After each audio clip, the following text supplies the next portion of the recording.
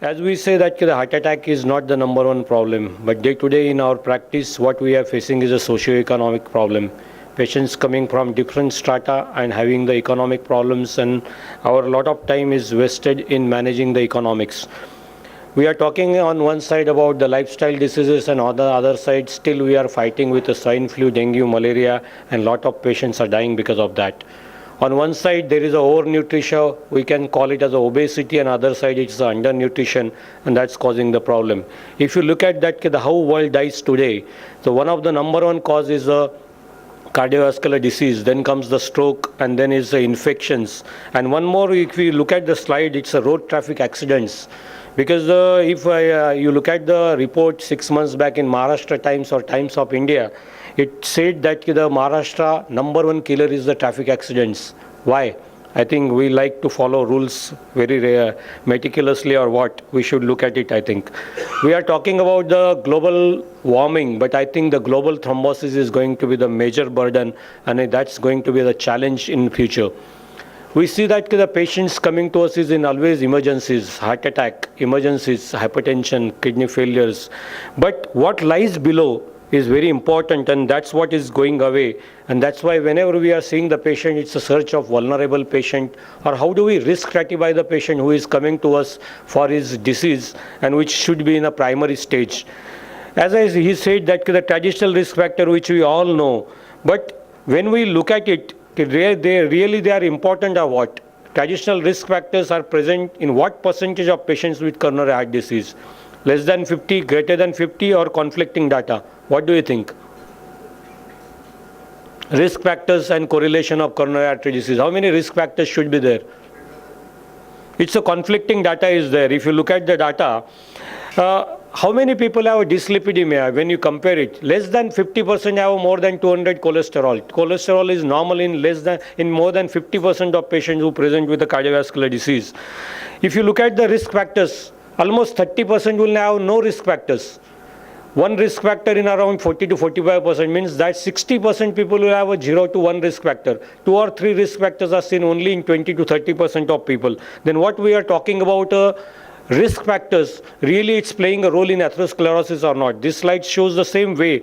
0 and 1, it's around 50% don't have a risk factor less than 1. We are all correlating cardiovascular risk factors with the lifestyle changes. In 1980, the heart disease was 2 to 5%, and we are talking in 2010 around 12 to 15%. Why this change? That's the lifestyle which we are correlating. We all know that India is the capital of diabetes.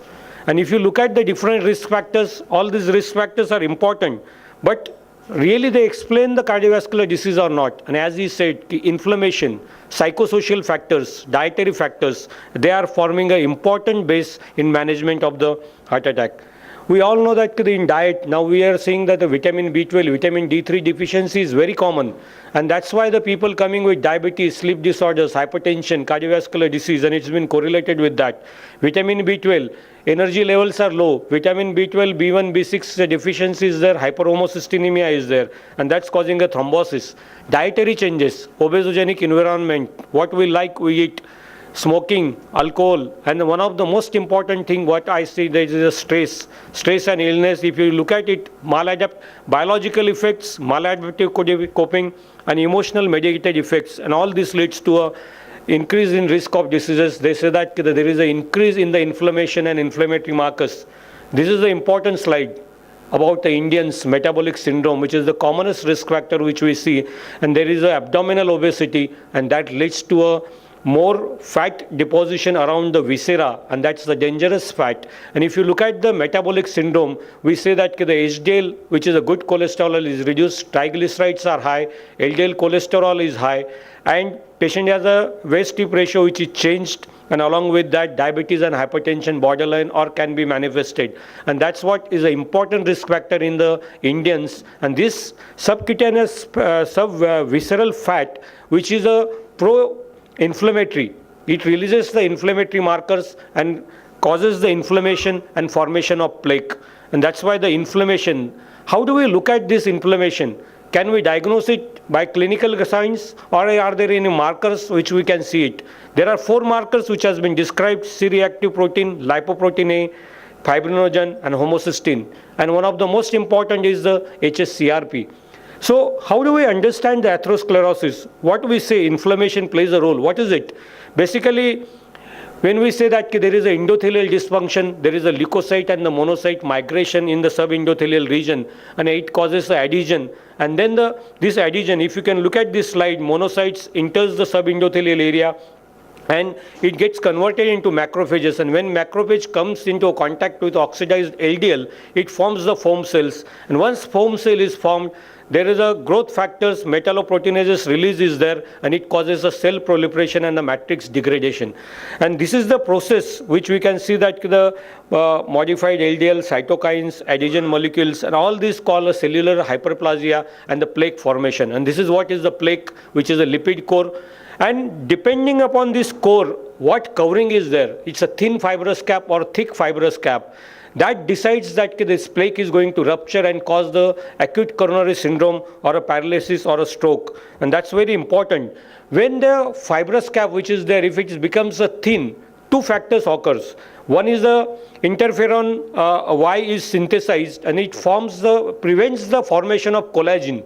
And on the other side, there are the collagen degrading proteinases which degrade the collagen, and thereby this cap which is there, it becomes the thin. These are the all pro-inflammatory and inflammatory changes going into a fibrous cap, causing the rupture of fibrous cap. There is a tissue factor procoagulant secreted by these all cells, and that causes a acute coronary syndrome, plaque rupture, and that's why that cap is important. And when there is inflammation which occurs, plaque formation is propagated, and once plaque formation is there, that cap decides that whatever inflammatory changes occur in that, it causes the plaque rupture and thrombosis. So these risk factors, C-reactive protein which I talked about, it increases in any inflammation or infection. And hsCRP, that is a highly sensitive CRP which we measure, that's a low levels also can be measured, so that becomes a good marker for marking the inflammation.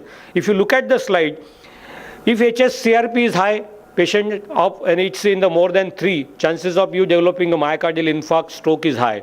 When it's compared with the smokers and non-smokers, it again predicts the inflammation in the patients. And there are different trials which showed that if hsCRP is more than 3, there is a correlation of developing a myocardial infarct, unstable angina, stroke, and all other inflammatory diseases. And it predicts the development of the myocardial infarct, stroke, peripheral vascular disease, and the recurrent ischemia. And if patient comes with a myocardial infarct, hsCRP is high, chances of recurrent ischemia, reinfarct, or if he goes for angioplasty or bypass, developing a restenosis is very high. Again, the correlation with diabetes mellitus and the metabolic syndrome, which I talked about. Metabolic syndrome, as I said, hsCRP correlates with the metabolic syndrome. It goes hand in hand. If you have a metabolic syndrome, chances of inflammation is more, and inflammation is there, hsCRP will have a metabolic syndrome and insulin resistance syndrome. So they go hand in hand, and that predicts elevated levels are seen in the obese patients also. If you compare the thin persons and obese persons, inflammation will be higher in the obese persons. Does CRP provide predictive information? Really, it is a global predictor. We all talk about the risk factor for cardiovascular disease, the Framingham risk score. 10-year risk score, if it is more than 10%, then we say that the chances of developing a coronary artery disease is high. That depends upon the age, sex, diabetes, hypertension, family history, and all these risk factors, and there is a calculating score. And if you add hsCRP to that, the risk prediction becomes very good, and that's why these patients are more prone to develop a coronary artery disease. Similarly, LDL cholesterol levels more than 130 and the positive hsCRP, and if there are other risk factors, then the development of coronary artery disease is more. Again, this slide shows that the hsCRP, total cholesterol, and HDL cholesterol ratio, if we correlate, again it correlates with the inflammation. So should we do a routine screening of C-reactive protein? If you look at CRP, there is a limitation, because in any infection, tooth infection or any other inflammation in the body, CRP will be high. So what AHA and CDC guidelines give? It's not a class 1, class 2A. That's what in primary prevention, CRP measurements may be useful. If you calculate a risk score which is intermediate and high, then only the hsCRP will help you in predicting the future events. And values can be low, it's a normal 1 milligram, average is 1 to 3, and more than 3, it's significant. If it is more than 10, then think about that there must be some infection or inflammation in body, and that should not be correlated with the prediction of the coronary artery disease. And if you see the HSCRP recommendations, screening of the population as a whole is not recommended. Application of secondary prevention measures should not depend upon the HSCRP values. Only the predictive value in a high risk score is important, and that's where it plays an important role.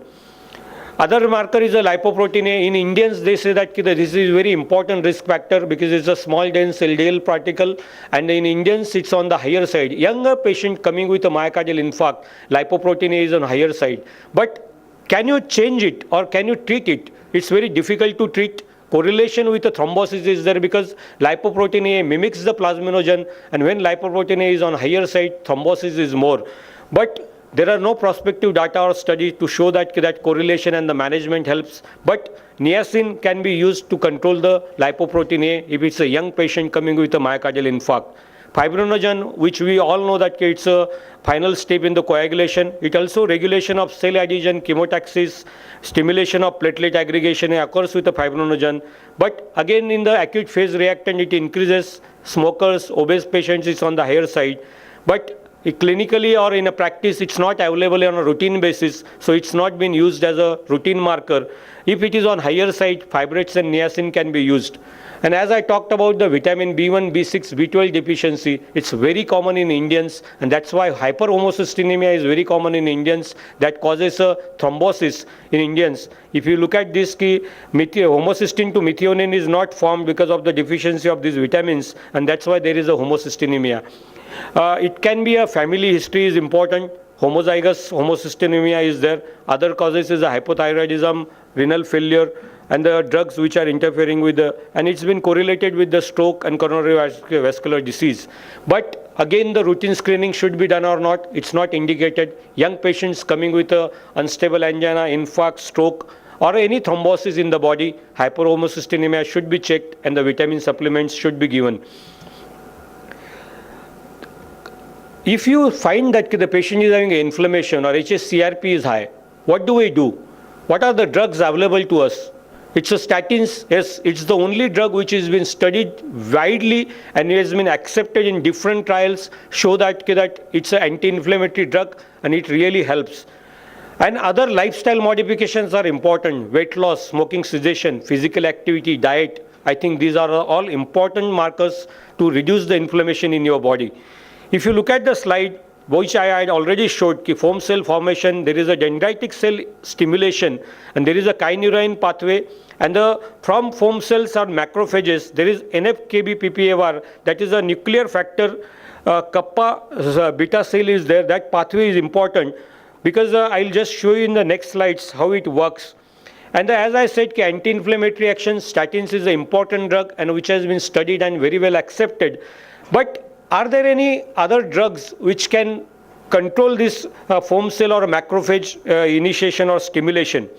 Antiplatelet, which we all know, antithrombins, anti-ADP blockers, thromboxane A2 blockers, clopidogrel, newer drugs like prasugrel, ticagrelor are there. Antithrombin, that is again the heparin, heparin, which is low molecular heparins we are using. As I said about the statins, it is the HMG-CoA reductase inhibitors. It's 80 milligram dose which we use in acute coronary syndrome, myocardial infarct patients. And that's basically anti-inflammatory action. We don't look at the total cholesterol, LDL cholesterol levels there because we are not interested in the figures, but we are interested in an anti-inflammatory action. And that's why this is the slide which will show that the different inhibitors are inhibited by the statins, and that reduces the inflammation, endothelial dysfunction, and the plaque stabilization is seen over the period of the 2 to 3 months. This is a slide which shows that the CRP levels also go down, and that reduces the reinfarct, reischemia, and after angioplasty and bypass, it works well to prevent the restenosis. The pathway, kynurenine pathway, which I was talking about, when there are inflammatory stimuli, the NF-kB, which I said nuclear factor kappa beta cells are stimulated, and there is an inhibition of this, and that causes the activation of NF-kB, and that becomes active and it goes inside the nucleus. and that releases the inflammatory biomarkers. This is what happens, and that releases adhesion molecules and the cellular hyperplasia occurs. And similarly, the kynurenine pathway, which I talked about, when there is a stimulation of macrophages, similarly dendritic cells are also stimulated. And there is a tryptophan, previous slide. You can see that the tryptophan to nicotinamide, that is the amino acid sequence which is there, which is been stimulated in kynurenine pathway. I'll talk about that in the next slide. And there is one molecule which has been developed by the Cadila, that is a curcumin, which I was talking about, the activation of NF-κB. They say that the translocation to nucleus which occurs and that releases the inflammatory biomarkers can be prevented by curcumin. That is basically what we say turmeric or a haldi. There is a curcumin which is, we say that it's anti-inflammatory action. And if you want to give a dose of curcumin, it's 100 to 300 milligram, and they have developed that molecule as a 100 milligram tablet, and it can be given thrice a day, and which acts as an anti-inflammatory. But that decreases C-reactive protein, decreases myocardial infarct, and reduces the total cholesterol and the inflammatory markers. And similarly, what I talked about, the stimulation of dendritic cell, there is a tryptophan to nicotinamide, there is a release of indolamine 2,3 deoxygenase to tryptophan to kynurenine, and 3-hydroxyantranilic acid is being prepared, and which acts as an anti-inflammatory agent. These are the two drugs which has been formulated, and they worked as different trials and studies. What they did, they say that the inflammatory markers, tissue necrosis factor, PPAR, they are inhibited, and they prevent the replication of nucleus and formation of the inflammatory markers. Cholesterol levels are also reduced. It also reduces the infiltration of what I talked about, lymphocytes and monocytes in the inflammatory cells. And that's why they reduce the atherosclerotic lesions. That's what they talked about is a 3-HAA, intermediate metabolite of kynurenine pathway, that is a tryptophan metabolism. So, and these are the two molecules which has been newly come as anti-inflammatory. At present, as I said, that the only statins which has been well studied and well documented, and which we are using in our practice on a regular basis as anti-inflammatory, these are the two curcumin, and another is a 3-HAA which I talked about. And there are other trials which are going as antioxidant, phospholipase inhibitors, leukotrienes, CCL2, TNF pathway, ILN pathway, but these are in the phase 2 and phase 3 trials. So when we talk about inflammation, diagnosis, I think clinically there are the biomarkers, and HSCRP is the marker which has been very well accepted to diagnose inflammation in the body. But other markers which I talked about, which we are not using routinely, in young patients, lipoproteinemia, homocysteine can help us. And the treatment part which I talked about, statins is a well accepted anti-inflammatory drug. Other drugs, curcumin and the 3-HAA is there. These are the newer drugs, but there are still more trials need to come to prove that really they are going to help us in our treatment part or not. And that time only will tell us that this molecule will really be helpful in our practice, where the inflammation, which is an important risk factor in developing the plaque rupture, which I talked about, and the acute coronary syndrome, unstable angina, myocardial infarct or stroke. And thereby we need to control the inflammation, and I think statins is the one drug. These two drugs will prove in the next time. And basically, again what I said, the lifestyle modification, I think the Ayurvedaचा आपण जे बोलतो की आहार, विहार आणि विचार, these three things we need to do, and we need to advise our patient that diet, exercise and the stress management will play an important role in preventing the inflammation and the control of the plaque and the plaque rupture. That's what I wanted to talk about, the inflammation, how do we diagnose, and what are the molecules which can be used to control the inflammation. I thank you for patient listening.